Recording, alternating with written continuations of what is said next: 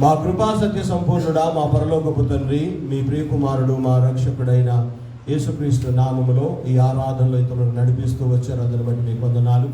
మీ బిడ్డలు చెప్పిన సాక్ష్యాలను బట్టి మీకు వందనాలు, స్తోత్రాలు ప్రభువా. అవును ప్రభువా, మీరు ప్రేమ కలిగిన దేవుడు మాత్రమే కాదు, కానీ మీ బిడ్డలు మీ వైపు చూసినప్పుడు, మీ మీద ఆనుకున్నప్పుడు, మీ మీద ఆధారపడినప్పుడు వారి జీవితాలకు కావలసిన నెమ్మది, సమాధానము, ఆరోగ్యము మీరు అనుగ్రహించే దేవునిగా ఉన్నందున మీకు స్తోత్రాలు, వందనాలు చెల్లిస్తూ ఉంటున్నాం. అయా బిడ్డలు చెప్పిన సాక్ష్యాలన్నింటిలో కూడా మీ ప్రేమను చూడగలుగుతూ ఉన్నాం, మీ కాపుదలు చూసాము, మీరు చేసిన మేలును కూడా మేము గమనిస్తూ వచ్చాము. తండ్రి మీకు వందనాలు, స్తోత్రాలు.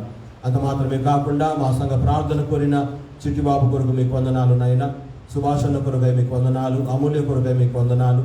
మరి సుమా కుమారుల కొరకు మేము ప్రార్థన చేస్తున్నాం, లలిత శ్రావణ కొరకు మేము ప్రార్థన చేస్తున్నాం, అయా విమలమ్మ కొరకు మేము ప్రార్థన చేస్తున్నాము తండ్రి. అయా ఇంకా అనేకులను జ్ఞాపకం చేసుకుంటున్నాము ప్రభువా.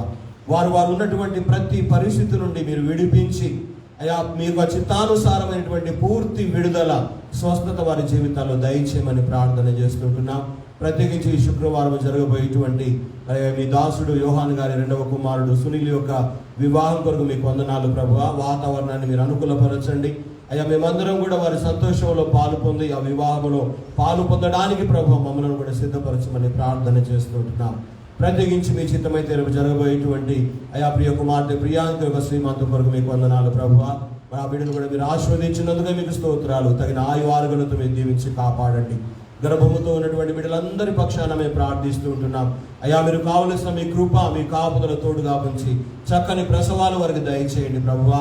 దుష్టుని కార్యములన్నీ కూడా నాయన మీరు అయా లయపరచమని ప్రార్థన చేస్తున్నాం. ఇదిగో మీ దాసుడు మీ వాక్యముని మీ పక్షంగా వాక్యం కొరకైనా ఆయన నిలబడుతూ ఉండగా మీకు నామమున మీరు అభిషేకించి మాతో మాట్లాడుతూ అయా మీకు వాక్య సత్యములను గ్రహించగలిగేటువంటి మనసు మాకు దయచేయండి. వినగల చెవులను కూడా మాకు దయచేయండి. మీ వాక్య ప్రకారంగా మా జీవితాలు కట్టుకునే జ్ఞానాన్ని కూడా మీకు దయచేయమని అయ్యా, మా జీవితాల్లో మీ వాక్య అనుసారమైనటువంటి జీవితం మాకు నేర్పించి మీ వాక్కు ద్వారా ఆదరించి బలపరిచి దీవించి పంపమని మా ప్రభువైన యేసుక్రీస్తు నామమున ఈ ప్రార్థన అడిగి వేడుకుంటున్నాము తండ్రి, ఆమేన్. దయచేసి కూర్చుందాం. దేవుని పరిశుద్ధమైన ఘనమైన నామమునకు మరొకసారి మహిమ చెల్లిస్తూ మరి మీ అందరికీ కూడా ప్రభువైన యేసుక్రీస్తు నామంలో నా యొక్క వందనాలు తెలియజేస్తున్నాను. అదేవిధంగా నెట్ ద్వారా గూగుల్ మీట్లో ఆన్లైన్లో జాయిన్ అయినటువంటి వీళ్ళందరికీ కూడా ప్రభువైన యేసుక్రీస్తు నామమున శుభములు కలుగును గాక. మరి గత కొన్ని నెలలుగా ఆదికాండ ధ్యానాన్ని మనం చేస్తూ వస్తుంటున్నాం. దాదాపుగా ముగింపులోకి వస్తూ ఉన్నాము.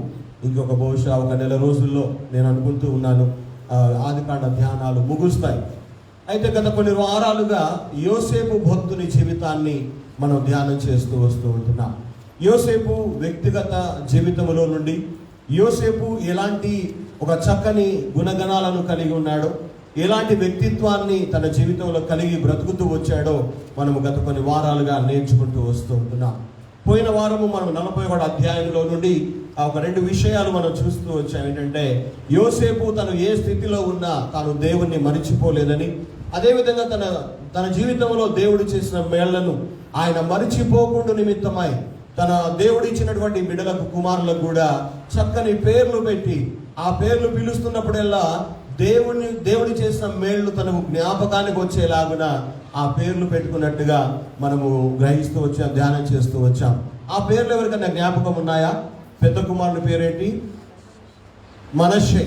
రెండవ కుమారుని పేరు ఎఫ్రాయిము అని మనం నేర్చుకుంటూ వచ్చాం. ఈ రోజున యోసేపు జీవితంలో నుండి మరి 4 గుణగణాలను, ఆయన వ్యక్తిత్వాన్ని మనము త్వరగా నేర్చుకోవడానికి ప్రయత్నం చేద్దాం. దయచేసి 42వ అధ్యాయాన్ని మీ దగ్గర తీసి పెట్టుకోవలసిందిగా నేను మీకు జ్ఞాపకం చేస్తూ ఉంటున్నా. యోసేపు ఐగుప్తు దేశం అంతటి మీద అధికారిగా నియమించబడ్డాడు. ఒక రాజ్యాధినేతగా, రాజ్యాన్ని పరిపాలించే వ్యక్తిగా ఆయన చేయబడ్డాడు. అటువంటి పరిస్థితిలో మరి ఫరో రాజుకు దేవుడు కలలో చూపినట్లుగానే మరి ఆ దేశంలో చుట్టుపక్కల దేశాలన్నింటిలో కూడా కరువు వచ్చేసినట్టుగా మనం చూస్తూ ఉన్నాం. ఆ కరువు రాకముందు సమృద్ధి అయిన ఆహారము పండేటువంటి 7 సంవత్సరాలు వచ్చాయి. ఆ 7 సంవత్సరాలు అయిపోయిన తర్వాత 7 సంవత్సరాల కరువు ఆ దేశాల్లో వచ్చినట్టుగా మనం చూస్తూ ఉంటున్నాం. అలాంటి కరువు సమయంలో చుట్టుపక్కల ఉన్న దేశస్తుల వాళ్ళందరూ కూడా ఐగుప్తు దేశములో ధాన్యం ఉందని, ఐగుప్తు దేశములో ధాన్యము అమ్ముతున్నారని తెలుసుకున్న వారై వాళ్ళకున్నటువంటి ఆస్తులను, వారికి ఉన్నటువంటి ఆ యొక్క భూములను అమ్మివేసుకొని ఐగుప్తు దేశములో ధాన్యాన్ని కొనుక్కొని పోయి తమ జీవనాన్ని కొనసాగిస్తూ వచ్చారు. అటువంటి సమయంలో మరి కానాను దేశంలో ఉన్నటువంటి మరి యోసేపు యొక్క తండ్రి కుమారులు అనగా యోసేపు యొక్క అన్నలు కూడా ఐగుప్తు దేశంలో ధాన్యం ఉందని విన్నప్పుడు వాళ్ళు కూడా బ్రతుకు నిమిత్తమై ధాన్యము కొనడానికి ఆ ఐగుప్తు దేశానికి వస్తారు. ఆ 42వ అధ్యాయము మొదటి 6 వచనాల్లో ఆ కొనడానికి వచ్చినటువంటి ఆ యోసేపు తన అన్నలతో ఆయన ప్రవర్తించిన విధానం, వారితో మాట్లాడిన మాటలు ఆ 6 వచనాల్లో కూడా మనం చూస్తూ ఉంటాం. మీరు 6 వచనాలు మాత్రమే కాదు కానీ 17 వరకు కూడా మనం చదివితే యోసేపు తన అన్నల విషయంలో ఆయన ఏ విధంగా మాట్లాడుతూ వచ్చాడో మనం అక్కడ చూస్తూ ఉంటాం. మచ్చుకు ఒక మాట నేను చదువుదాము. 42వ అధ్యాయము దయచేసి 8వ వచనం. యోసేపు తన సహోదరులను గుర్తుపట్టెను గాని యోసేపు అన్నలు అతనిని గుర్తుపట్టలేకపోయారు. ఎందుకంటే యోసేపు ఒకానొకప్పుడు ఆ కానాను దేశములో ఉన్నప్పుడు ఆయన కూడా గొర్రెల కాపరిగా గొర్రెలు కాసుకునేవాడు. తన అన్నదమ్ములతో కలిసి అడవుల్లో తిరిగేవాడు. ఇంట్లో తండ్రి ప్రేమను పొందిన ఒక కుమారునిగా ఆయన జీవిస్తూ వచ్చాడు. కానీ ఎప్పుడైతే ఐగుప్తు దేశానికి అధికారిగా మారిపోయాడో ఆయన వస్త్రధారణ మారింది. ఆయన తల మీద ఒక కిరీటము, అదేవిధంగా చేతులకు ఉంగరాలు, ఆయన హోదా మారింది. అన్ని మారిపోయాయి కనుక ఆ యోసేపు అన్నలు గుర్తుపట్టలేకపోయారు. కానీ యోసేపు తన అన్నలను స్పష్టంగా గుర్తుపట్టినట్టుగా వాక్యంలో మనం చూస్తూ ఉంటాం. చాలా సార్లు మన జీవితాల్లో కూడా కొన్ని పర్యాయాలు దేవుని ద్వారా దీవించబడిన తర్వాత మన హోదా, మన పరిస్థితులు, మన అధికారము కొద్దిగా మారిన తర్వాత మన మాట తీరు, మన యొక్క ప్రవర్తన తీరు అది కాస్త కూస్తో అది మారిపోతుంది. సహజమే. మనం చాలా మందిని గుర్తుపడతాం కానీ మనల్ని కొన్నిసార్లు మన వాళ్ళు గుర్తుపట్టలేని వారుగా ఉండిపోవచ్చు. కానీ అక్కడ చూస్తున్నాం యోసేపు తన సహోదరులను గుర్తుపట్టెను గాని వారు అతనిని గుర్తుపట్టలేదు అని మనం చూస్తూ ఉంటున్నాం. అంత మాత్రమే కాదు, 9వ వచనంలో మనం చదివితే వాళ్ళను చూసినప్పుడు, వాళ్ళు వచ్చి తనకు నమస్కారం చేసినప్పుడు, వారు నిజంగా వందనాలు చేసినప్పుడు 9వ వచనంలో చూస్తున్నాం యోసేపు తాను కన్న కలలను జ్ఞాపకం చేసుకున్నాడు అన్న మాట కూడా 9వ వచనంలో మనం చదువుతాం. ఎందుకు ఈ మాటలన్నీ చదివిస్తున్నాను అంటే యోసేపు జీవితంలో దేవుడు ఏ విధమైన రీతిలో అతన్ని దీవించాలనుకున్నాడో, ఏ కలలైతే దేవుడి ద్వారా ఆయన పొందుకున్నాడో ఆ కలలన్నీ కూడా ఆయనకు జ్ఞాపకానికి వస్తూ ఉంటున్నాయి. ఏరా నువ్వు ఈ కళలని మాకు ఎందుకు చెబుతున్నావు? మేము నీకు నమస్కారం చేస్తామా, నీకు వందనాలు చేస్తామా, నీ ఎదుట సాష్టాంగ పడతామా అని చెప్పినటువంటి వాళ్ళు ఈ రోజున అదే యోసేపు ముందు సాష్టాంగ పడుతూ ఉన్నారు. అదే యోసేపుకు నమస్కారం చేస్తూ ఉన్నారు. అదే యోసేపుకు వారు వందనాలు చేస్తూ ఉంటున్నారు. గమనించండి, దేవుడు మీ జీవితాల్లో ఏ ప్రణాళిక కలిగి ఉన్నాడో, మీ జీవితాల ద్వారా ఏం చేయాలనుకుంటున్నాడో దాన్ని మీ జీవితాల్లో తప్పకుండా నెరవేర్చే దేవుణ్ణి మీరు కలిగి ఉన్నారని ఇక్కడ యోసేపు జీవితం ద్వారా మనం నేర్చుకుంటూ ఉన్నాము. అయితే తను గుర్తుపడతారేమని లోపల ఆశ ఉంది, తను గుర్తిస్తారేమని ఆశపడుతూ ఉన్నాడు. తన లోపల ఎంతో దుఃఖము, బాధ, ఆ ఏడుపు కలుగుతున్నప్పటికీ కూడా దాన్ని అణిచివేసుకొని వారు గుర్తుపడతారేమని ఆశ కలిగి ఉన్నాడు. కానీ యోసేపు అన్నలు అతన్ని గుర్తుపట్టలేకపోయారు.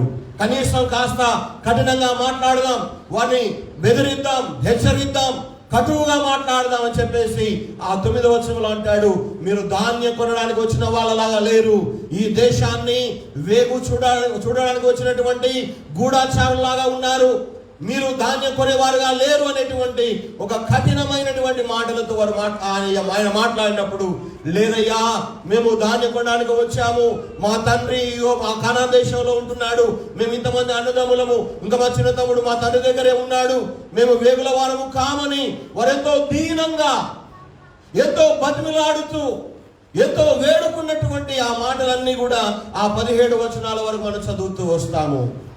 అయితే అంతగా మాట్లాడినప్పటికీ కూడా యోసేపు కరిగిపోకుండా ఏం చేస్తాడు అంటే, మీరంతా మోసగాళ్ళలాగా కనబడుతున్నారు కనుక నేను మీకు ధాన్యం ఇస్తాను, కానీ ఇంకో తమ్ముడు ఉన్నాడు అంటున్నారు కదా, మీలో ఒకడు వెళ్ళి మీ తమ్ముడిని తీసుకురండి, అప్పుడు నేను మీరు విడిచిపెడతానని వారిని 3 రోజులు చెరసాలలో పెట్టేస్తాడు. అనగా వారి పట్ల చాలా కఠినంగా ప్రవర్తిస్తాడు. వారి పట్ల చాలా కాస్త దౌర్జన్యంగా ప్రవర్తించినట్టుగా ఆయన మసులుకుంటాడు. కానీ యోసేపు అన్నలు యోసేపును గుర్తుపట్టలేకపోతారు. అప్పుడు 3 రోజుల తర్వాత 18వ వచనంలో ఉంది, యోసేపు తన గురించి తాను చెప్పుకున్నటువంటి ఒక మాట. ఆ 18వ వచనం చదువుదాం. 3వ దినమున యోసేపు వారిని చూచి, నేను దేవునికి భయపడేవాణ్ణి అని తన గురించి తాను వారికి చెప్పిన మాటను మనం అక్కడ చూస్తూ ఉన్నాం. అనగా యోసేపులో ఇంకొక లక్షణం ఏంటంటే, తాను ఏ పరిస్థితిలో ఉన్నా, ఏ చోట ఉన్నా, ఏ స్థలములో ఉన్నా, తాను ఆ నీళ్లు లేని గుట్టలో పడవేయబడినప్పటికీ, బానిసగా అమ్మబడిన స్థితిలో, బానిసగా ఒక ఇంట్లో పని చేస్తున్న పరిస్థితుల్లో, ఒక నేరస్తునిగా జైల్లో వేయబడిన పరిస్థితుల్లో కూడా, ఆయన అధికారానికి వచ్చిన తర్వాత కూడా తన గురించి చెప్పే మాట ఏమిటో తెలుసా? నేను దేవునికి భయపడేవాడను, నేను దేవునికి భయపడేవాడను. ఎంత ధైర్యం ఉంటే ఆ మాట చెప్పగల ఒక వ్యక్తి. నేను మనుషులకు భయపడేవాడిని కాదు, లోకానికి భయపడేవాడిని కాదు, నేను దేవునికి భయపడే వ్యక్తినని తన గురించి తాను సాక్ష్యం ఇస్తున్నాడు. ఈ రోజున ఇది నాన్న యోసేపు లాంటి ఆ అనుభవం, యోసేపు లాంటి ఆ జీవితం, యోసేపు లాంటి లక్షణం, ఈ మాటలు వింటున్న ప్రియమైన దేవుని బిడ్డలారా, మన జీవితాల్లో మనం కలిగి ఉన్నామా? మనం దేవునికి భయపడే వారమేనా? దేవుని భయము కలిగిన వారమేనా? దేవుని భయము గల వారమైతే యోసేపు జీవితాన్ని చూసినట్టయితే తను 17వ సంవత్సరం నుండి కూడా ఈ రోజు వరకు, అనగా ఈ సమయం వరకు కూడా ఆయన దేవునికి భయపడేవాడని ప్రతి సంఘటన కూడా యోసేపు జీవితంలో రుజువుపరుస్తుంది. ఈ రోజున ఈ దినాన నీ జీవితంలో జరిగే పరిస్థితులన్నింటిలో, నీ జీవితంలో జరిగే సంఘటనలన్నింటిలో కూడా నీవు నేను మనము దేవునికి భయపడేవాడమని ఒక సాక్ష్య జీవితాన్ని మన పట్ల మనం కలిగి ఉండడం నేర్చుకోవాలి. యోసేపు అంటున్నాడు, నేను దేవునికి భయపడేవాడను కనుక నేను మిమ్మల్ని వదిలిపెడతాను, మీరు వెళ్ళి మీ తమ్ముడిని మళ్ళీ వచ్చినప్పుడు తప్పకుండా తీసుకురావాలని వాళ్ళను సాగనంపినట్టుగా మనం అక్కడ చూస్తాం కింది వచ్చిన వాళ్ళలో. కానీ ఇక్కడ నేర్చుకునేటువంటి ఒక గొప్ప పాఠం ఏంటంటే, యోసేపు భక్తుడు దేవునికి భయపడేవాడు. ఈనాడు చాలా మంది క్రైస్తవులని చెప్పుకునే వాళ్ళు ఉన్నారు, చాలా మంది మందిరాలకు వచ్చే వాళ్ళు ఉన్నారు, చాలా మంది బైబిల్ చదివే వాళ్ళు ఉన్నారు, చాలా మంది గొప్ప గొప్ప ప్రసంగాలు వినేవాళ్ళు ఉన్నారు. కానీ నేను అంటున్నాను, దేవునికి భయపడేవారుగా మీరు ఉండగలుగుతున్నారా? దేవునికి భయపడేవారుగా జీవించగలుగుతూ ఉన్నామా? ఈనాడు సంఘ కాపరులేమి, సంఘ పెద్దలేమి, సంఘ విశ్వాసులేమి, క్రైస్తవులు అనబడేవారు చాలా మంది ఈనాడు అన్నీ ఉన్నాయి, కానీ లేని ఏంటయ్యా ఒకే ఒకటనగా దేవునికి భయపడే జీవితమే వాళ్ళలో కనబడకుండా ఉంది. క్రైస్తవులని పేరు బాగుంటుంది, జాన్ వెస్లీ అని పేరు పెట్టుకుంటారు, మార్టిన్ లూథర్ అనే పేరు పెట్టుకుంటారు, అలెగ్జాండర్ అనే పేరు ఉంటుంది. నాకు ఒక ఆయన తెలుసు, జాన్ వెస్లీ, కానీ ఆయన ఎప్పుడు కూడా అట్టున్ నిండా ఉంటాడు. ఆయన పేరు మాత్రం మంచిదే, జీవితం బాగులేదు. ఈనాడు అంటున్నాను, యోసేపు తన గురించి తాను చెప్పుకున్నట్టుగా, ధైర్యంతో సాక్ష్యం ఇచ్చినట్టుగా, మేము మా కుటుంబము దేవునికి భయపడేవారమని చెప్పగలమా? చెప్పుకునే ధైర్యం మనకుందా? ఈరోజు మన జీవితాలను మనమే ఈ రోజున పరిశీలన చేసుకుందాం.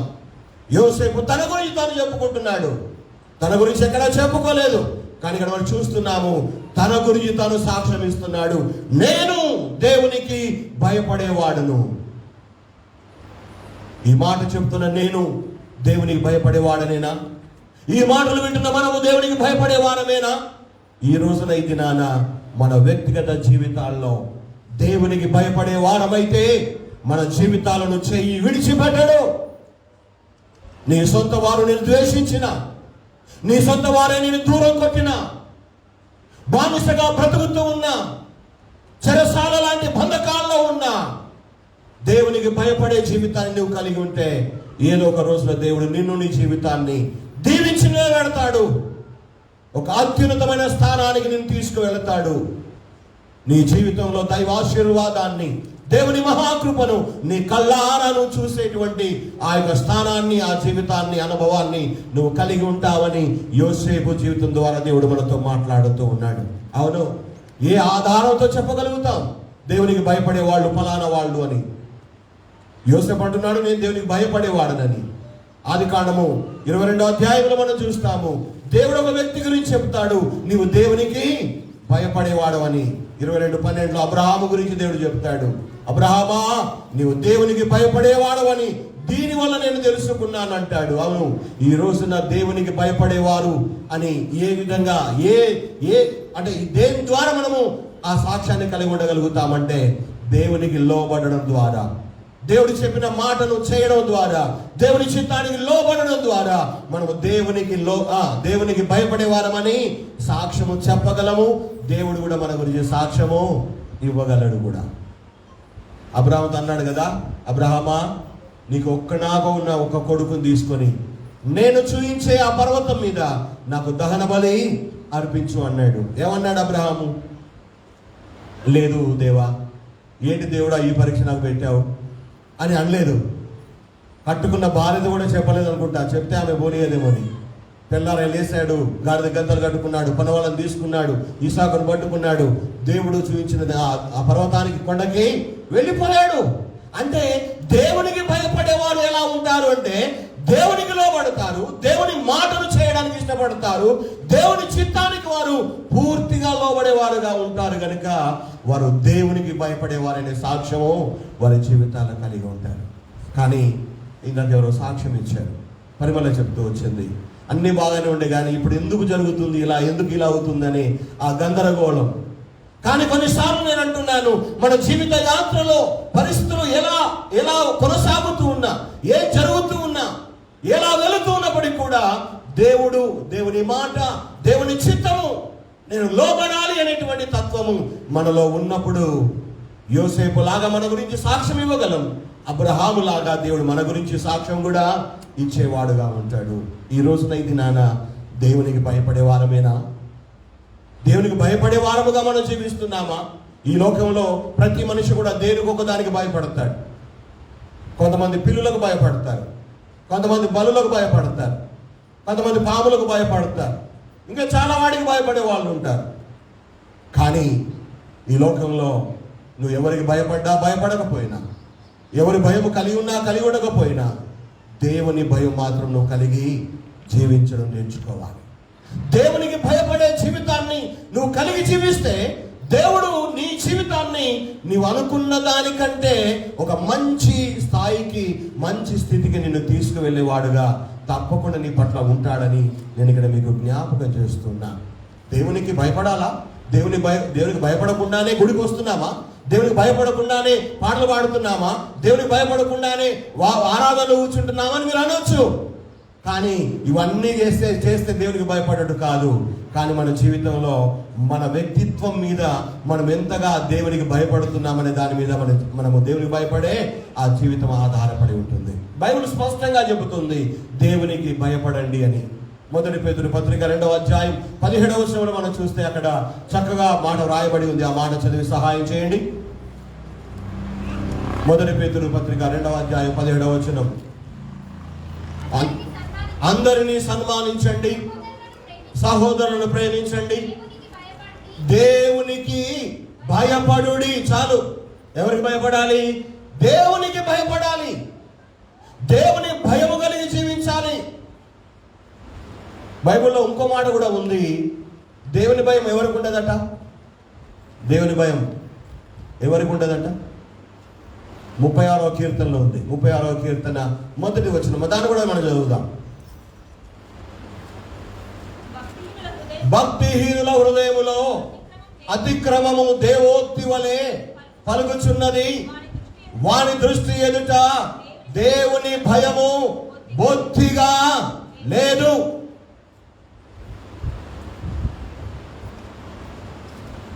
దేవుని పట్ల కలిగి ఉన్నటువంటి భక్తి జీవితంలో, దేవుని పట్ల కలిగినటువంటి విశ్వాస జీవితంలో, దేవుని పట్ల నీకున్నటువంటి సంబంధము ఎప్పుడైతే భక్తిలో నుండి నువ్వు తొలగిపోతూ ఉంటావో దేవునికి భయపడే జీవితం కూడా అది కాస్త కాస్త నీకు దూరం అవుతూ ఉంటుంది. అనగా దేవుని పట్ల కలిగి ఉన్నటువంటి భక్తి జీవితంలో ఎలాంటి లోపము లేకుండా మనల్ని మనం కాపాడుకున్నప్పుడు దేవునికి భయపడే వారంగా ఉంటాం. ఏముంది లేరా, ఈ ఒక ఆదివారం పోకపోయినా పర్వాలేదు, ఏం పర్వాలేదులే, పాటలు పాడకపోయినా పర్వాలా, అందరూ పాడినంతగా గొంతెత్తి పాడకపోయినా పర్వాలేదు, ఏదో పెదవులు ఆడిస్తే చాలు. నిజముగా దేవుని ఎడల భక్తి కలిగిన వారమైతే, భయము కలిగిన వారమైతే, దేవుని భయము కలిగిన వారమైతే నువ్వు ఏ స్థితిలో ఉన్నప్పటికీ, ఏ పరిస్థితి ఎదుర్కొంటున్నప్పటికీ కూడా ఆ భక్తిలో నువ్వు కొనసాగుతావు, ఆ భక్తి జీవితాన్ని కాపాడుకుంటావు. యోసేపు నీళ్లు లేని గుంటలో పడద్రోయబడినప్పుడు ఆయన భక్తిని విడిచిపెట్టలేదు. బానిసగా అమ్మబడి ఆ ఇంట్లో గృహములో ఒక దాసునిగా పని చేస్తున్నప్పుడు తన భక్తిని విడిచిపెట్టలేదు. నేరస్తునిగా నిందమోపబడి చెరసాలలో ఉన్నప్పుడు దేవుని భక్తిని దూరం చేసుకోలేదు. అధికారానికి సింహాసనానికి వచ్చిన తర్వాత కూడా యోసేపు తన భక్తిని దూరం చేసుకోలేకపోయాడు. అందుకే ధైర్యంగా చెప్పగలుగుతున్నాడు, నేను దేవునికి భయపడేవాడను. ఈ రోజున పరిస్థితులన్నీ బాగున్నప్పుడు దేవునికి ఎంత చక్కగా భయపడతామో, ఎంత మంచి భక్తి కలిగి పాటలు పాడతామో, ఎంత చక్కని భక్తి కలిగి సాక్ష్యాలు చెబుతామో, ఎంత చక్కని భక్తి కలిగి ప్రార్థనలు చేస్తామో. కానీ ఆ భక్తిలో కాస్త కూస్త తేడా వస్తే నీ భక్తి జీవితం కూడా కూలబడిపోతుంది. జాగ్రత్త ప్రియ దేవుని బిడ్డ, దేవునికి భయపడే జీవితం నుండి నువ్వు దూరం అవుతావు. జాగ్రత్త సుమా. ఈ లోకములో ఉన్నంత కాలం, దేవుడు మనకు ఆయుష్కాలం ఇచ్చినంత కాలం, ఈ లోకములో మన తుది శ్వాస విడిచే వరకు కూడా దేవునికి భయపడే వారముగా మన జీవితాన్ని కొనసాగించడానికి ఒక తీర్మానం మనం చేసుకుందాం. అట్టి కృప దేవుడు మన పట్ల చూపాలని నేను ఆశపడుతూ ఉంటున్నా. ఇది యోసేపులో ఉన్నటువంటి ఒక వ్యక్తిత్వం, ఒక చక్కని గుణ లక్షణం. ఈ రోజున ఇది నాన్న మన జీవితాల్లో, మన బ్రతుకుల్లో దేవునికి భయపడేటువంటి వారముగా జీవించడం నేర్చుకుందాం. ప్రభువా, నీకు భయపడే ఆ యొక్క భక్తిని నాకు దయచేయి ప్రభువా. అవును, ఈ రోజున ఇది నాన్న ఆ భయభక్తులు లేదా దేవునికి భయపడేటువంటి ఒక వ్యక్తిత్వం దేవుని బిడ్డలముగా ఆ పరిశుద్ధ దేవుడు మనందరికీ నేర్పించాలని నేను కోరుకుంటున్నా. ద్వితీయ కాండములో ఉంది, చదివవసరం లేదు, కానీ వారు ఆ భూమి మీద ఆ దేశములో బ్రతికినంత కాలం నాకు భయపడడం వారు నేర్చుకోవాలి అంటాడు దేవుడు. దేవునికి భయపడడం అంటే అది ఎలా ఏం చేసి వస్తుందట? నేర్చుకోవాలట. నేర్చుకోవాలి. అన్నీ నేర్చుకుంటున్నావు కదా, అన్నీ నేర్చుకుంటున్నాం కదా. ఆడవాళ్ళు వంట చేయడం నేర్చుకుంటారు, మగవాళ్ళు పని చేయడం నేర్చుకుంటారు. అన్నీ నేర్చుకుంటే వచ్చేనే. ఈ రోజున దేవునికి భయపడడం కూడా మనం నేర్చుకుందాం. యోసేపు దాన్ని నేర్చుకున్నాడు, ప్రాక్టీస్లో పెట్టాడు కనుక ఆయన తన గురించి చెప్పుకుంటున్నాడు ధైర్యంగా, నేను దేవునికి భయపడేవాడు. అంటే తన అన్నలు దేవునికి భయపడేవాళ్ళు కాదన్నమాట, దేవుని భయం లేని వారన్నమాట, దేవుని భక్తి లేని వారన్నమాట. అందుకే సొంత తోడబుట్టిన తమ్ముణ్ణి ప్రేమ లేకుండా దౌర్జన్యంగా నీళ్లు లేని బావిలో పారేశారు, బానిసగా అమ్మేశారు. మరిచిపోయారు ఇంతకాలం, ఇన్ని సంవత్సరాలు.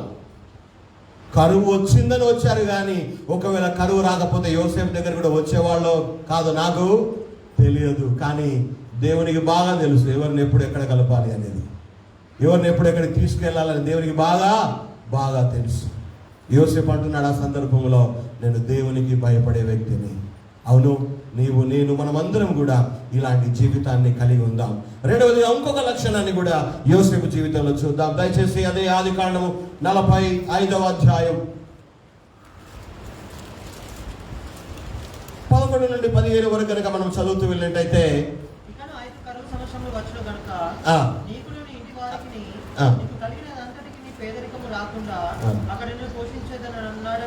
చాలు సార్. ఈ భాగంలో చూస్తే ఆ 11 నుండి చదువుతూ పోయినట్టయితే, కొన్ని రోజుల తర్వాత, అంటే వాళ్ళని పంపివేసిన తర్వాత మళ్ళా వచ్చిన తర్వాత అక్కడ యోసేపు తనను తాను తన సహోదరులకు పరిచయం చేసుకుంటాడు. 2 నుండి 5 వచనాల వరకు. నేను యోసేపును, మీరు పగబట్టి అమ్మివేసిన యోసేపును, మీరు అసూయపడి అమ్మివేసిన యోసేపును, చంపాలని ప్రయత్నం చేసిన యోసేపునని తాను పరిచయం చేసుకున్నప్పుడు వాళ్ళు చాలా పడతారు. ఏంటబ్బా విడిగా బతికే ఉన్నాడా? ఎప్పుడో చిన్ననాటి సమయంలో 17 సంవత్సరాల వయసులో వాడిని చంపాలని బాధలో పారేశాం. ఆ పాపం ఎందుకురా బాబు అని చెప్పి అమ్మేశాం, మరిచిపోయాం. కానీ ఇంకా బ్రతికే ఉన్నాడు అనేటువంటి ఒక కలవరపాటు, ఒక తొందరపడడం వారి జీవితాల్లో మనం చూస్తూ వస్తాము. కానీ ఆ 45వ అధ్యాయం 4వ వచనంలో చూస్తే వారిని యోసేపు దగ్గరకు తీసుకున్నాడట. హల్లెలూయా. తనను అమ్మివేసిన, తన మీద పగపట్టిన, తనను చంపాలనుకొని చూసిన తన అన్నలను యోసేపు దగ్గరకు తీసుకున్నాడు అని మనం చూస్తూ ఉంటున్నాం. యోసేపులో ఎంత మంచితనం ఉంది, యోసేపులో ఎంత ప్రేమించే తత్వం ఉంది, యోసేపులో ఎంత క్షమించే గుణం ఉంది. అసూయపడ్డారు, పగ పెంచుకున్నారు, చంపాలనుకున్నారు, అమ్మివేశారు, ఏదో మృగము తినేసింది అని అబద్ధాలు ఆడేశారు, చచ్చిపోయాడని చెప్పేశారు. నిజంగా అలాంటి మనుషులను యోసేపు ఇక్కడ ప్రేమిస్తున్నాడు. అలాంటి మనుషులను యోసేపు వారి పట్ల మంచితనాన్ని చూపెడుతున్నాడు. అలాంటి వారిని యోసేపు ఇక్కడ క్షమించేశాడు, తనకు వారిని దగ్గరకు తీసుకున్నాడు అని మనం చూస్తూ ఉంటున్నాం. అంత మాత్రమే కాదు, ఆ యొక్క 15వ వచనంలో మనం చూస్తాం ఏంటంటే 2 సంవత్సరాలే కరువు అయిపోయింది, ఇంకా భయంకరమైన కరువు వచ్చేటువంటి 5 సంవత్సరాలు ఉన్నాయి, ఇంకా 5 సంవత్సరాలు రాబోతూ ఉన్నాయి. పరిస్థితులు ఏ విధంగా ఉంటాయో మీకు తెలియదు, అసలు వర్షాలు పడతాయో లేదో మీకు తెలియదు, పంటలు పండుతాయో లేదో మీకు తెలియదు. కనుక మీరు కానాను దేశంలో ఉండాల్సిన అవసరం లేదు, మీరందరూ నా దగ్గరికి వచ్చేసేయండి, మీ అందరి బాధ్యత నేను తీసుకుంటాను, మీ అందరిని నేనే పోషిస్తాను. ఎంత మంచితనం యోసేపులో ఎంత మంచితనం! వీళ్ళు చెడుతనాన్ని చూపించారు, ఆయన పట్ల కీడు చేయాలని చూశారు, చంపివేయాలని చూశారు, పాడు కావాలని ఆలోచన చేశారు. కానీ వారి పట్ల యోసేపు వాళ్ళు క్షేమముగా ఉండాలని కోరుతూ ఉన్నాడు, వారిని పోషించాలని ఆశపడుతున్నాడు, వారిని కాపాడాలని తీర్మానం చేసుకుంటున్నాడు. వారి పట్ల తనకున్న ప్రేమను ఆయన చూపెడుతున్నాడు. ఒక విధంగా చెప్పాలంటే వారు చేసిన వాటన్నిటిని ఆయన క్షమించేశాడు. ఏం చేశాడు? క్షమించేశాడు. అవును, ఈ దినాన, ఈ సమయాన యోసేపు లాంటి మంచితనం, యోసేపు లాంటి ఆదరించేటువంటి తత్వం, యోసేపులాగా శత్రువు సైతం ప్రేమించగలిగినటువంటి యేసయ్య లాంటి ప్రేమతత్వం యోసేపులో మనం చూస్తూ ఉన్నాం. ఈనాడు ఆ ప్రేమలో కాస్తో కూస్తో మనం చూస్తే తప్పు కాదు కదా. ఆ యేసయ్య ప్రేమలో అంతో ఇంతో మన వాళ్ళ పట్ల చూపితే దోషమేమి కాదు కదా. అవును, నిన్ను చంపాలనుకున్నారేమో, నిన్ను పాడు చేయాలనుకున్నారేమో, నీకు కీడు చేయాలని ఆలోచన కలిగి ఉండేవారేమో, కానీ ఈ రోజున వాళ్ళనే దేవుడు నీ దగ్గరికి తీసుకొచ్చాడు, వాళ్ళనే తీసుకొచ్చి నీ ముందు నిలబెట్టాడు. వాళ్ళ ద్వారా నీకు వందనాలు చేయిస్తున్నాడు, వాళ్ళ ద్వారా నీకు నిమ్మగా నమస్కారం చేయిస్తూ ఉన్నాడు. నిన్ను గుర్తుపట్టకపోయినా వాళ్ళు నీ ఎదుట నిలబడ్డారు అంటే లోపల వాళ్ళు ఎంత కుమిలిపోతున్నారో మనకు అర్థమైపోతూ ఉంటుంది. యోసేపు తన వారిని, తన సహోదరులను క్షమించిన వాడుగా మనకి ఇక్కడ కనబడుతూ ఉంటున్నాడు. అనగా యోసేపు పలికే మాటలన్నిటిలో కూడా ఆయన క్షమాపణ, ఆయన ప్రేమతత్వం, ఆయన మంచితనం మనకి ఇక్కడ యోసేపులో కనబడుతూ ఉంది. ఈనాడు చాలాసార్లు వ్యక్తిగతంగా నేను కానీ, మా ఇంటి వాళ్ళు కానీ, మీరు కానీ, మనమందరం కానీ ఎవరైనా మనకు బాగా కీడు చేశారనుకో, ఏం కోరుకుంటాం? నన్ను ఎన్ని కష్టాలు పెట్టాడు వాడు, అన్ని కష్టాలు పడాలి, వాడికి మించి ఇంకా 4 ఎక్కువనే అడిగి రావాలా అంటాం, అనుకుంటాం కూడా, అనకపోయినా అనుకుంటాం. నన్ను మామూలు బాధ పెట్టిండా వాడు, నన్ను మామూలుగా కష్టపెట్టిండా, ఎన్ని మాటలు అన్నాడు, ఎన్ని రకాలుగా అన్నారు, ఎన్నో ఆలోచనలు వస్తూ ఉంటాయి. కానీ యోసేపు అవన్నీ ఏమి జ్ఞాపకాలు రాలే, అవేమి జ్ఞాపకాలు తెచ్చుకోలేదు. వాళ్ళతో కూడా ఆ మాటలు అనలేదు, కానీ దగ్గరగా తీసుకున్నాడు. అంత మాత్రమే కాదు, అక్కడ ఎందుకు ఉండడం, నా దగ్గరికి వచ్చేయండి, నేను మిమ్మల్ని పోషిస్తా, మీ యొక్క భారం అంతా నేను తీసుకుంటా, మిమ్మల్ని ఎలా చూసుకోవాలో అలా నేను చూసుకుంటానని వారి పట్ల తన మంచితనాన్ని పూర్తిగా తెలియజేసినట్టుగా చూస్తా ఉన్నా. అనగా క్షమించడం. పరలోక ప్రార్థనలో యేసు ప్రభు నేర్పిన ప్రార్థనలో ఒక మంచి మాట ఉంటుంది, మీ అందరి జ్ఞాపకమే, కానీ మీకు చెప్పాలనుకుంటున్నా. ఏమంటాడు? మా ఎడల అపరాధము చేసిన వారిని మేము క్షమించి ఉన్న ప్రకారము మా అపరాధములను క్షమించుము. అట్లా ఉందా? లేకపోతే మా అపరాధములను మీరు క్షమించి ఉన్న ప్రకారము మా ఎడల అపరాధము చేసిన వారిని మీరు క్షమించండి అని ఉందా? ఎట్లుందా ఆ మాట?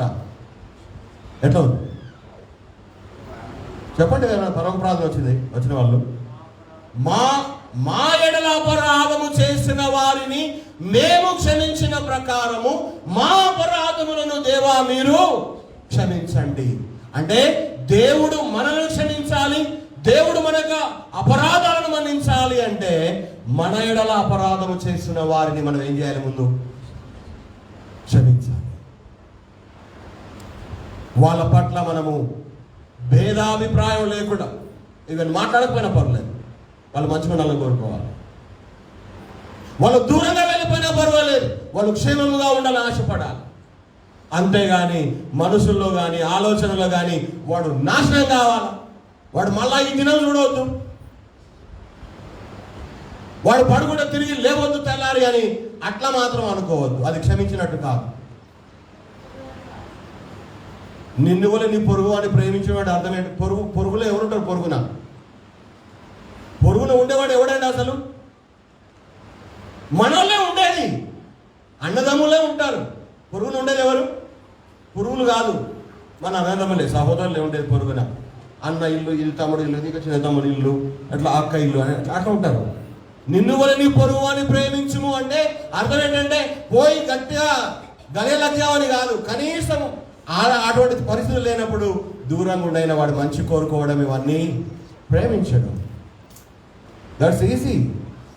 కానీ దాన్ని కూడా మనం ప్రాక్టీస్ చేయలేని వారంగా క్రైస్తవులముగా ఉండిపోతూ ఉన్నాం. You have to practice that.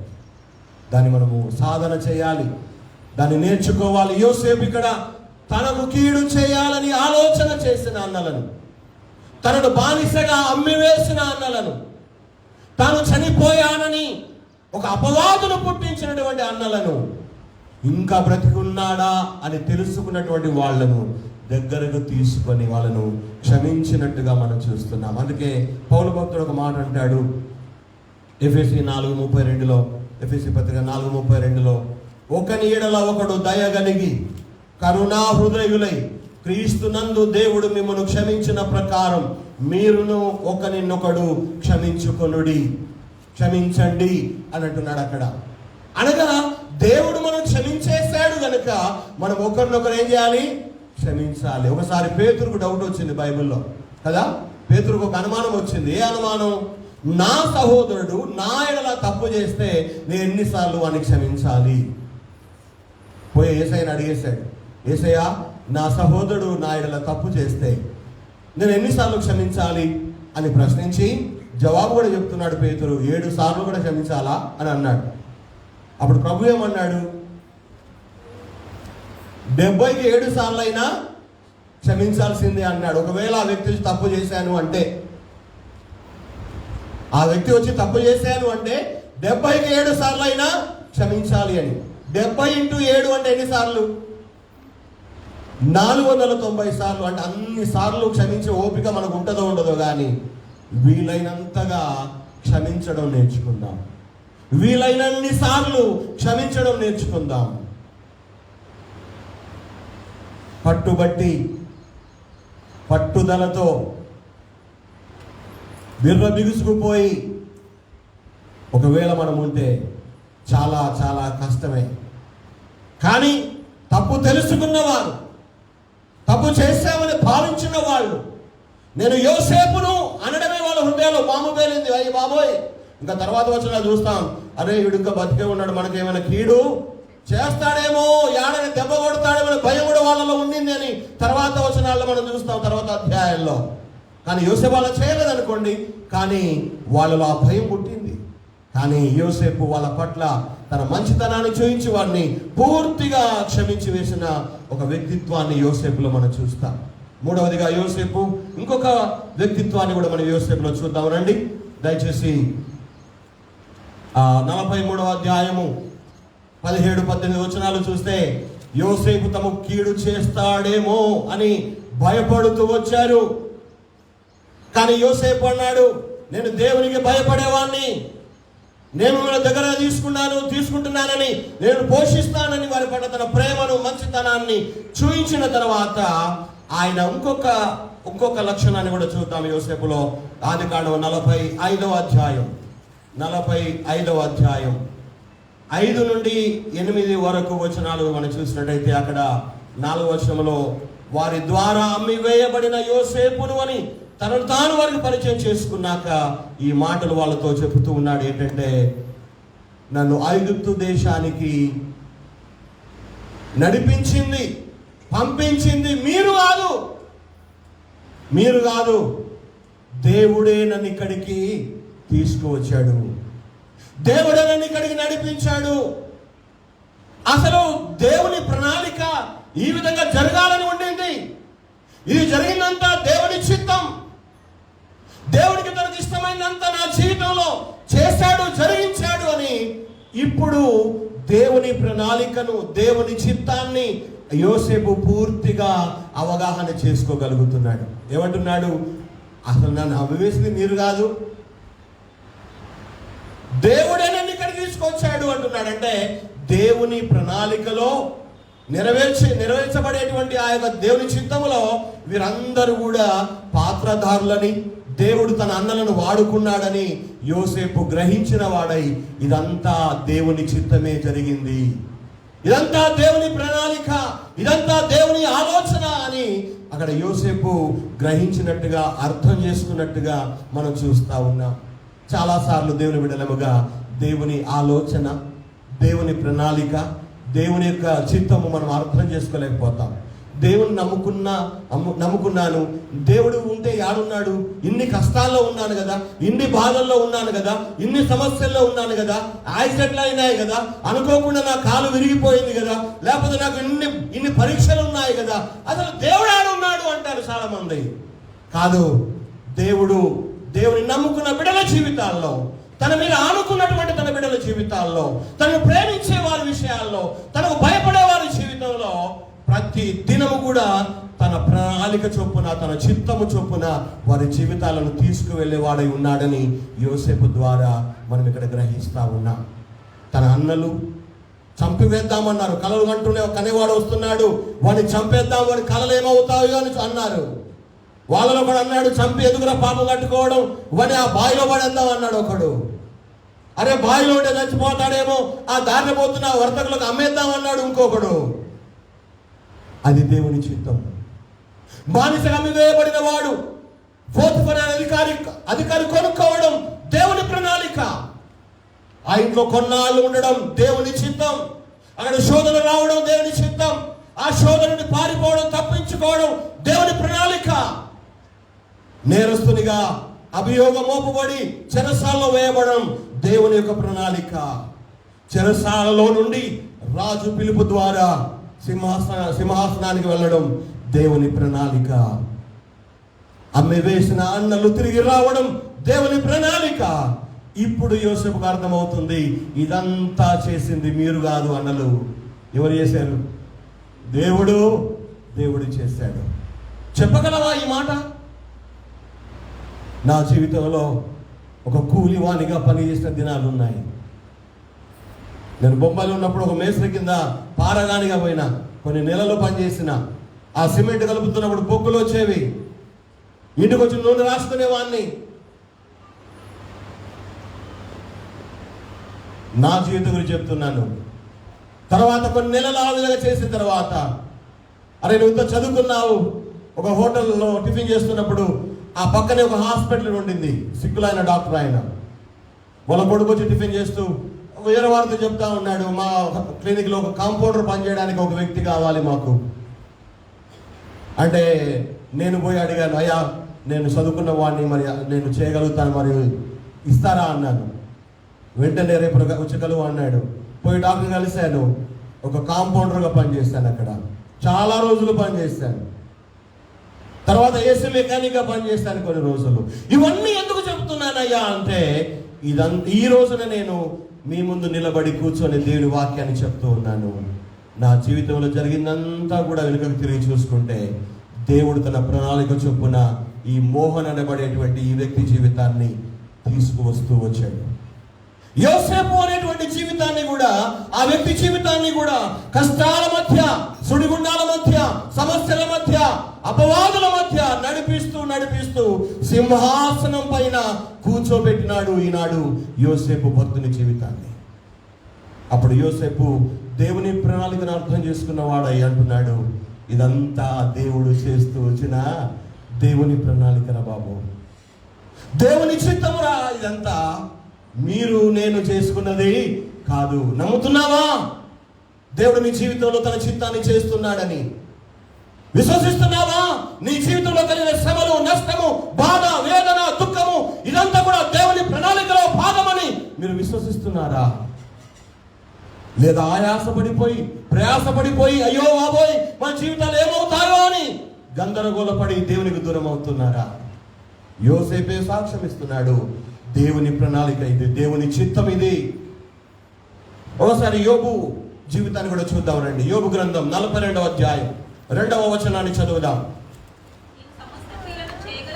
నీవు సమస్తమైన క్రియలను చేయగలవనియు, నీవు ఉద్దేశించినది ఏదియు నిష్ఫలము కానేరదని. ఎవరంటున్నారు ఈ మాట? ఎవరంటున్నారు? యోబు అంటున్నాడు ఈ మాట. ఏమని? దేవుడితో అంటున్నాడు, దేవా నువ్వు చేసే క్రియలన్నీ కూడా ఏమని? నువ్వు సమస్తమైన క్రియలు చేయగలవాడవని, నువ్వు ఉద్దేశించిన ఉద్దేశంలో ఏది కూడా నిష్ఫలము కాదని నేను ఇప్పుడు తెలుసుకుంటున్నాను అంటున్నాడు. ఎప్పుడు? యోబు గ్రంథంలో ఎన్ని అధ్యాయాలు ఉన్నాయి? యోబు గ్రంథంలో ఎన్ని అధ్యాయాలు ఉన్నాయి? 42 అధ్యాయాలు ఉన్నాయి. 42 అధ్యాయములు అంటున్నాడు యోబు, నేను ఇప్పుడు తెలుసుకున్నాను నువ్వు అన్నీ చేయగలవాడవని, నీ చిత్తము, నీ ఉద్దేశం ఏది కూడా నెరవేర్చబడకుండా నిష్ఫలము కాదని నేను ఇప్పుడు తెలుసుకున్నాను. యోబు జీవితంలో కష్టాలు ఎప్పుడు ఆరంభమైనాయి? చెప్పాలి. యోబు జీవితంలో కష్టాలు ఏ అధ్యాయంలో ఆరంభమైనాయి? మొదటి అధ్యాయంలో ఆరంభమైనాయి. మొదటి అధ్యాయంలో యోబుకు కష్టాలు ఆరంభమైతే ఇదంతా దేవుని ప్రణాళిక అని, దేవుని చిత్తమని 42 అధ్యాయంలో ఆయన గ్రహిస్తున్నాడు.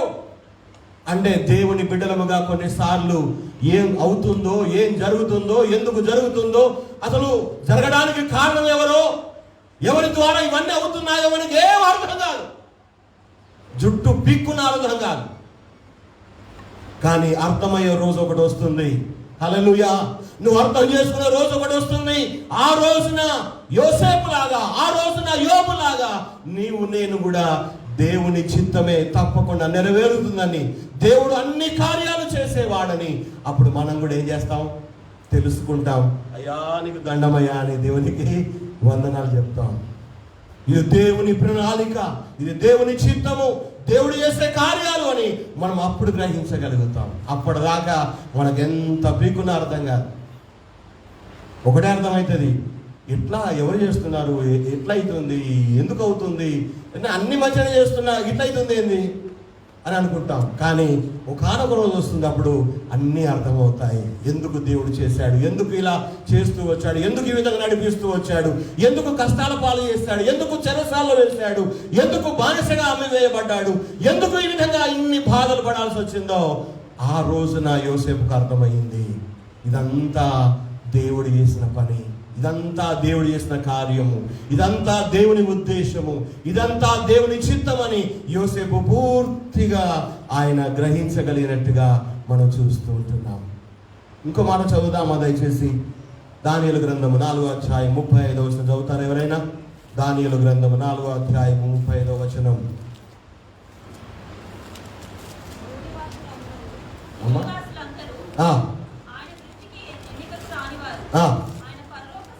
ఆయన పరలోక సేన ఎడల భూనివాసుల ఎడలను తన చిత్తము చొప్పున జరిగించువాడు.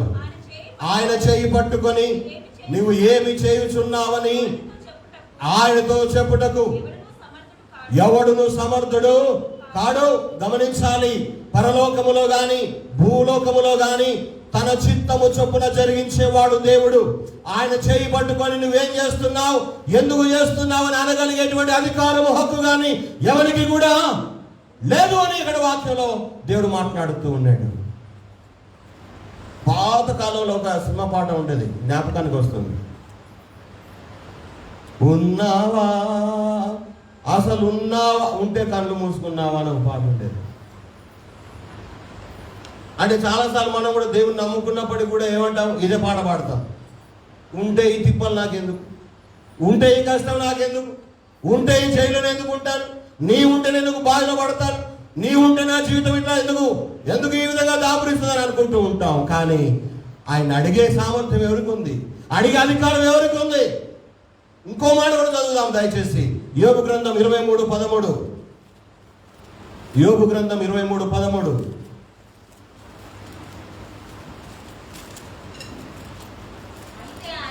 అయితే ఆయన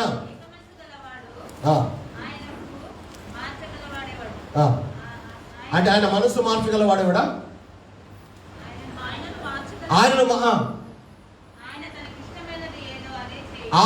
తనకి ఇష్టమైనది ఏదో అది చేయవాడు.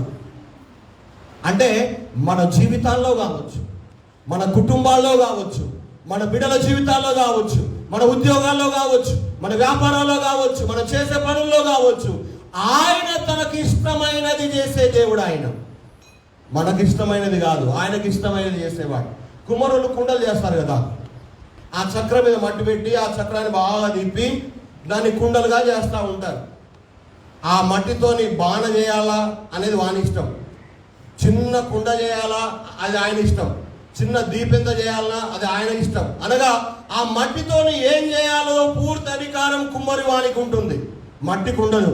అదేవిధంగా మనము ఆయన చేతిలోని మట్టి లాంటి వాళ్ళం, ఆయన చేతిలోని మట్టి లాంటి వాళ్ళం.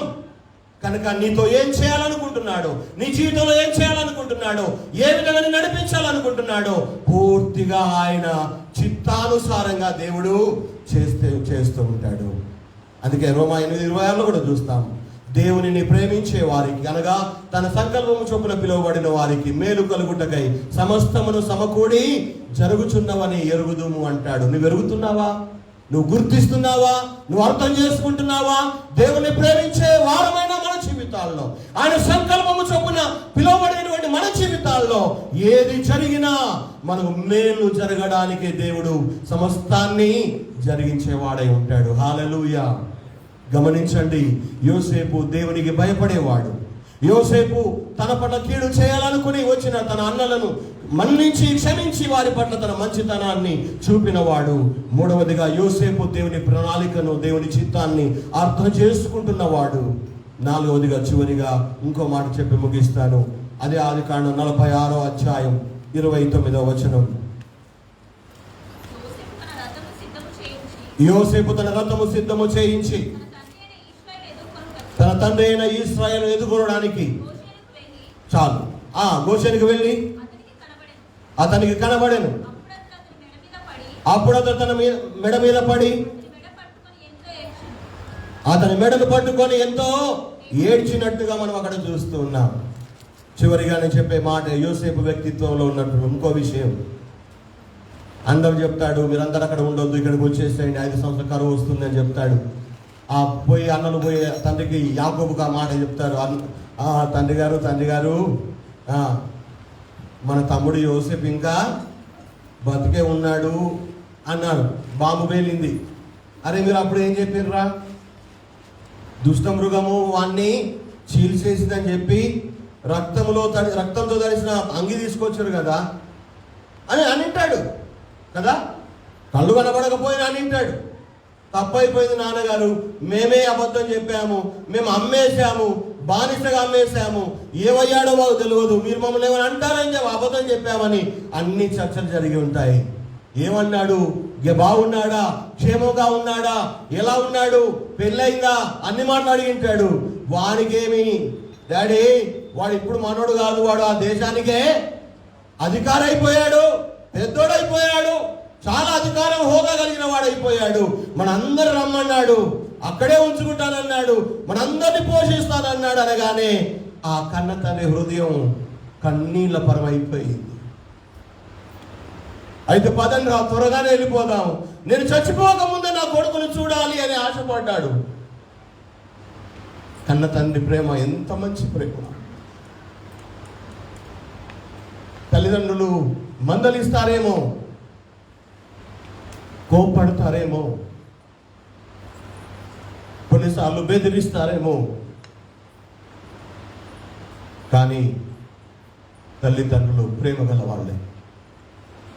మీరు ఏ స్థితిలో ఉన్నా, ఏ స్థాయిలో ఉన్నా మిమ్మల్ని ప్రేమిస్తారు వాళ్ళు. యాకోబు కళ్ళనీళ్ళ పర్యంతం అయిపోయాడు.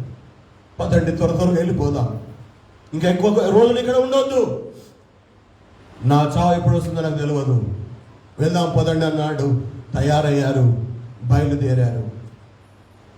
వాళ్ళు వచ్చేటప్పుడు వాళ్ళకి ఆకలిస్తే అవసరానికి వస్తువులు కూడా యోసేపు పంపిస్తాడు. అలా బయలుదేరారు, వస్తున్నారని చెప్పేసి విన్నటువంటి యోసేపు ప్రాణం ఆగలేదు. 17 సంవత్సరాల వయసులో తండ్రికి దూరమైన వాడు యోసేపు. తండ్రి ప్రేమ పోగొట్టుకున్నవాడు, కోల్పోయినవాడు, అన్నదమ్ములకు దూరమైన వాడు, ప్రేమ అభిమానాలు ఎవ్వరి ద్వారా పొందలేకపోయాడు. ఇన్ని సంవత్సరాలు, 13 సంవత్సరాలుగా అసలు ఆ ప్రేమకే దూరం అయ్యాడు యోసేపు. ఆయన ఒక ఉన్న స్థానానికి, ఆయన ఉన్న హోదాకు వచ్చిన తర్వాత చూడగలడు, కానీ యోసేపు ఆపుకోలేకపోయాడు. రథాన్ని సిద్ధం చేయించుకున్నాడు. తండ్రిని కలుసుకోవడానికి రథం మీద బయలుదేరి వెళ్ళిపోయాడు. ఎక్కడైతే గెర్షోము అనేటువంటి ఆ ప్రాంతంలో తండ్రిని కలుసుకున్నాడో, యోసేపు ఏం చేశాడట? తండ్రి మీద పడి, మెడ మీద పడి తనువు తీరంతగా ఏడ్చేశాడట. అన్ని సంవత్సరాల దుఃఖాన్ని, అన్ని సంవత్సరాల బాధను, అన్ని సంవత్సరాల దూరమైన అభిమానాన్ని తట్టుకోలేక పూర్తిగా ఏడ్చేసినట్టుగా చూస్తూ ఉన్నా. అంటే ఇవన్నీ ఎందుకు జ్ఞాపకం చేస్తున్నానంటే, యోసేపులో ఉన్న ఒక లక్షణం ఏంటంటే, తన కన్న తండ్రిని ఇంకా ఆయన ప్రేమిస్తున్నాడు, ఇంకా ప్రేమిస్తున్నాడు. ఎందుకు ఈ మాట చెప్తున్నానంటే, ఈనాడు పరిస్థితులు మారిన తర్వాత, అధికారాలు వచ్చిన తర్వాత, కాస్తో కూస్తో ఎదిగిన తర్వాత, మనకంటూ రెక్కలు వచ్చిన తర్వాత, కన్న తల్లులను తండ్రులను పట్టించుకోని వారు మన కళ్ళ ముందు ఎంతో మంది ప్రపంచంలో కనబడుతున్నారు. ఆస్తి లేదని కాదు, ఆస్తి ఉంది. అధికారం లేదని కాదు, అధికారం ఉంది. కన్న తల్లిదండ్రులను పోషించలేని వారంటే అది కూడా కాదు. కానీ తీసుకువెళ్ళి అనాథ శరణాలయాల్లో పెట్టే వాళ్ళు ఉన్నారు. కాటికి చాపిన, కాళ్ళు చాపిన కన్న తల్లిదండ్రులను పట్టించుకోకుండా నిష్ఠూర పెట్టే వాళ్ళు ఉన్నారు, బాధపరిచే వారు ఉన్నారు. ఫేస్బుక్లో మా ఫ్రెండ్ ఉన్నాడు, కొన్ని అటువంటి వీడియోస్ పెడతాడు. అరే నువ్వు పెట్టగరా బాబు అని చెప్పిన ఒకసారి వారికి నేను. మంచంలో ఒక తల్లి పడి ఉంది, బక్క పలసిన మనిషి. ఆమె కోడలైతుందో కూతురైతే నాకు తెలియదు, కానీ కర్ర తీసుకొని 4 బరాబరా బాది కాళ్ళు పట్టుకొని ఈడ్చుకొని పోయింది. ఉన్న పొలం మాకు రాసిపోలేదని కన్న తల్లిదండ్రులను పైకి ట్రాక్టర్ తోలిన వాడిని వీడియో నేను చూశాను. వీళ్ళని ఏమనాలి నేను? వాళ్ళు చేసిన తప్పు మిమ్మల్ని కనడమా?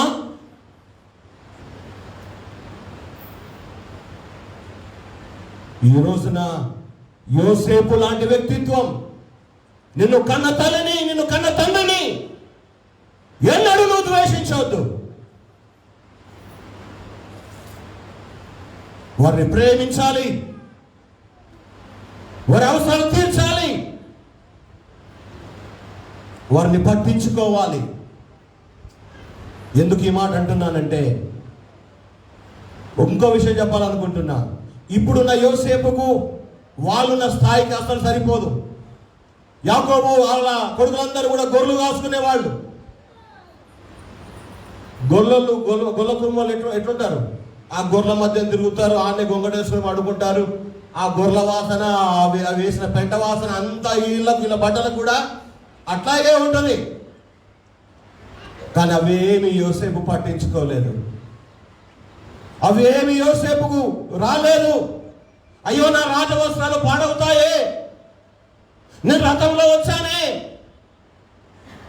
నా సేవకులు కూడా ఉన్నారే, నా తండ్రి మీద పడి ఏడిస్తే ఎట్లా అని చెప్పేసి ఆ అహం అడ్డు రాలేదు. కన్న తండ్రి మీద పడి ఏడ్చాడు, కన్నీళ్లు కార్చాడు. అంటే తన కన్న తండ్రిని ఎంతో ప్రేమించేటువంటి వాడుగా మనం చూస్తూ ఉన్నాం. అప్పటికి యాకోబు వయసు ఎంత తెలుసా? 130 సంవత్సరాల వయసు. పండు ముదుసలు అయిపోయాడేమో, చర్మమంతా ముడతలు పడిపోయిందేమో, నోట్లో పళ్ళు కూడా ఊడిపోయాయేమో, కంటి చూపు కానకుండా ఉన్నాడేమో యాకోబు. కానీ అటువంటి పరిస్థితుల్లో కూడా యోసేపు తండ్రి మీద పడి ఏడ్చాడు, తన ప్రేమను ప్రకటించాడు. ఈరోజు నేను అంటున్నాను, నీ తల్లికి నీ అంత చదువు ఉండకపోవచ్చు, నీ తండ్రికి నీ అంత జ్ఞానం ఉండకపోవచ్చు, నీ తల్లిదండ్రులు నీ అంత అందంగా ఉండకపోవచ్చు. కానీ వాళ్ళు నీ కన్న తల్లిదండ్రులు. వారిని ప్రేమించాల్సిన బాధ్యత నీ మీద ఉంది. నా కన్న తల్లిదండ్రులను ప్రేమించాల్సిన బాధ్యత నా మీద ఉంది. వారి బాగోగులు చూసుకునే బాధ్యత మన మీద ఉంది. దాన్ని ఏమంటారు మన తెలంగాణ పరిభాషలో? రుణం తీర్చుకోవడం అంటారు. ఏమంటారు? కన్నవాళ్ళ రుణం తీర్చుకోవడం అంటారు. తీర్చుకోవా రుణం? తీర్చుకోవాల్సిన బాధ్యత మీద లేదా, మీ మీద లేదంటారా? లేదు, ఉంది. అత్త అయినా, తల్లైనా, తండ్రి అయినా, మామైనా వారి ఉన్నంత కాలం వారిని మన ప్రేమాభిమానాలకు వారి పట్ల చూపేవారంగా మనం ఉండాలి. యోసేపు వెళ్ళి తన తండ్రి మీద పడి ఏడ్చాడు. అధికారంలో ఉన్న తండ్రిని ఎదుర్కోవడానికి స్వయంగా ఆయన వెళ్ళినాడు. మేము ఒకసారి పెళ్లికి పోయినా. నేను ఒక డిస్ట్రిక్ట్ పాస్టర్గా ఉన్నా, మా ఆర్గనైజేషన్లో ఒక సెక్రటరీగా ఉన్నా. 75 సంఘాలు, 75 చర్చెస్ ఉంటాయి మా ఆర్గనైజేషన్లో. వాడికి సెక్రటరీగా ఉన్నా. మా ప్రెసిడెంట్ గారు ఉన్నారు. అయితే ఆ పెళ్ళికి నన్ను బొమ్మని పంపించారు. అయితే ఆ పెళ్ళి కూడా ఒక పాస్టర్ గారు కొడుకుదన్నమాట. అయితే మేము పోయి బండి ఆపాము అక్కడ. ఎవరో మోహన్ గారు వచ్చిన మోహన్ గారు అని చెప్పి, వస్తాడు రాండి అని ఫ్రిడ్జ్లో కూర్చొని ఎవరు? పెళ్లి కొడుకు తండ్రి. మేము సరే లోపలికి పోయినాం. పోయినారు కానీ పేపర్లో కూడా కూర్చున్నాడు. వాళ్ళు పిల్లగాని తండ్రి కొడుకు పెళ్ళి నిదానంగా పేపర్ పట్టుకొని చదువుతున్నాడు. అంటే ఎంత హడావుడి ఉంది ఆయనకి. వచ్చిన వాళ్ళని చూసుకోవాలా, వచ్చిన రండి అని పిలవాలా, అవునా కదా? అంటే వచ్చిన వాళ్ళ పట్ల మర్యాద లేదు. అలా ఆయన కొడుకు పెళ్ళి కూడా ఆయన నిశ్చింతగా పేపర్లో కూడా కూర్చున్నాడు. మేము నవ్వుకున్నాం పోయినాక. కొంతమంది ఉంటారు అట్లా. మరి ఏంటో అర్థం కాదు కదా, అర్థం కాదు మనకి. ఏంట్రా కన్నారు, పెన్షన్లు పెద్ద చేసిండ్రు, ఇంత స్థాయికి తీసుకొచ్చారు. అరే కన్న తల్లిని తండ్రి చూడరు అని చెప్పేసి అంటారు బయట వాళ్ళు, ఊరోళ్ళు. జరిగిన సంగతి చెప్తాను, మీరేమనుకోకపోతే. పచ్చలనాడు గ్రామంలో ఒకసారి ఇట్లాగే వాక్య పరిచయంతో వెళ్ళి పాస్టర్ గారితో కలిసి హోటల్లో కూర్చొని ఛాయ్ తాగుతున్నాం. ఎవరో చనిపోయారు ఆ రోజున ఆ ఊళ్ళో. తీసుకుని వెళుతున్నారు శవాన్ని. వాళ్ళ తల్లి చనిపోయిందంట. ఆ శవానికి ముందుగా అన్ని పైసలు వేస్తూ ఉన్నారు. ఈ డప్పు కొట్టే వాళ్ళంతా కూడా డ్యాన్స్ చేస్తూ ఆ పైసలు ఎదుర్కొంటూ ఉన్నారు. అయితే వాళ్ళ గురించిన ప్రస్తావన హోటల్లో ఉన్న వాళ్ళు మాట్లాడుతున్నారు. నా చెవులారా విన్నాం. ముసలిది బతుకున్నప్పుడు నెత్తికి నూనె కొనియలేదు రైళ్ళు. ముసలిది బతుకున్నప్పుడు తలకు నూనె కొనియలేదు వీళ్ళు. ఈ రోజున ఆమె ముందు డబ్బులు చల్లితే చూడొస్తుందా అన్నారు వాళ్ళు. మాకెంతో బాధ వేసింది. వాళ్ళు మీ కళ్ళ ముందు నుంచి వెళ్ళిపోకముందే వాళ్ళు ఎంత సన్మానించాలో అంతగా సన్మానించండి. వారు ఎంతగా ప్రేమించాలంత ప్రేమించండి. వారి బాగోగులు చూడండి. వారు మీకున్నంతలో క్షేమముగా ఆరోగ్యం ఉండడానికి మీరు ప్రయత్నం చేయండి. అందరూ మన భారతదేశంలో ఉన్న వాళ్ళు, ప్రపంచంలో ఉన్న పిల్లలు తమ తల్లిదండ్రులను చక్కగా చూసుకుంటే ఇన్ని ఓల్డ్ ఏజ్ హోమ్స్ మన దేశంలో ఉండేవి కావేమో కదా, కావేమో. కనుక ఈ రోజున దేవుడి వాక్యం ద్వారా మనతో మాట్లాడుతున్నాడు. యోసేపు భక్తుని జీవితం ద్వారా మాట్లాడుతున్నాడు. మన కన్న తల్లిదండ్రులను మనము తప్పకుండా సన్మానించాలి, వారిని ప్రేమించాలి, వారి బాగోగులు మనము చూడాలి. ఒక మాట, రెండు మాటలు చదివి మనం ముందుకు వెళ్ళిపోదాం, ముగించుకుందాం. దయచేసి చూద్దాం. మొదటి తిమోతి పత్రిక 5వ అధ్యాయము 4వ వచనం చదువుతారా?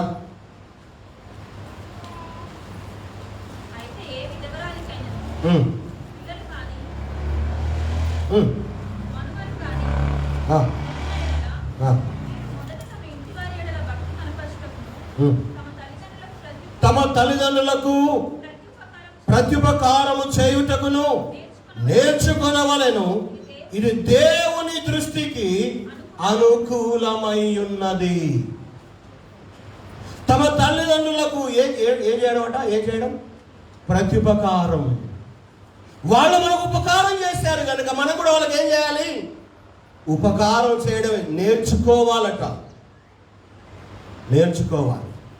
ఇది దేవుని దృష్టికి అనుకూలమై ఉన్నది. ఈ రోజున యోసేపు జీవితంలో 4 విషయాలు నేర్చుకున్నాం.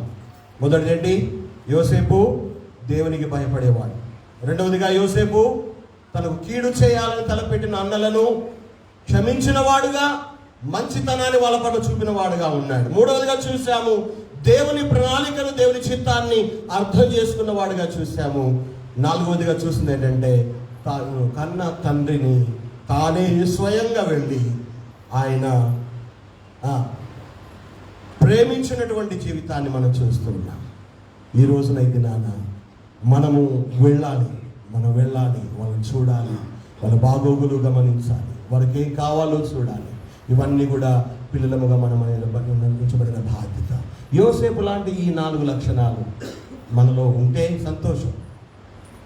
లేకపోతే ప్రభువా, యోసేపు లాంటి జీవితాన్ని నేను జీవించాలనుకుంటున్నా, యోసేపు లాగా బ్రతకాలనుకుంటున్నా, నాకు అలాంటి జీవితాన్ని నాకు నేర్పించు ప్రభువా, నేను నేర్చుకుంటాను, ఆ విధంగా బ్రతకాలని ఆశపడుతున్నానని ప్రార్థన చేద్దాం. అటు కృప, అటు సహాయం దేవుడు మన జీవితాల్లో దయచేయను గాక. ఆమేన్.